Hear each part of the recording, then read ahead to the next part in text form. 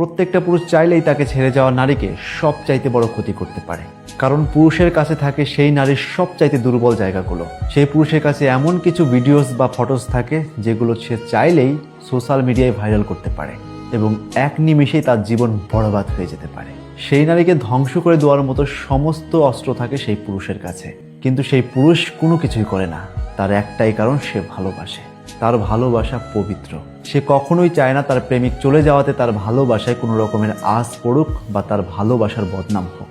ভালোবাসার মানুষটি হাজার খারাপ হোক, ভালোবাসার মানুষ হাজার চিট করুক, তবুও সেই নারীর প্রতি সেই ছেলেটার আলাদা ধরনের একটা রেসপেক্ট থাকে, যার জন্য সে তার কোনো ক্ষতি করে না। কারণ পুরুষের হৃদয় কখনোই সেই মেয়েটার খারাপ চাওয়ার শিক্ষা দেয় না। কিন্তু সেই নারী কখনোই বুঝতে পারতো না সেই এমন একজন পুরুষকে হারালো যে তাকে সবচাইতে বেশি ভালোবাসতো, অথচ সেই পুরুষ এমন একজন নারীকে হারালো যেই নারী কখনোই তাকে ভালোবাসেনি।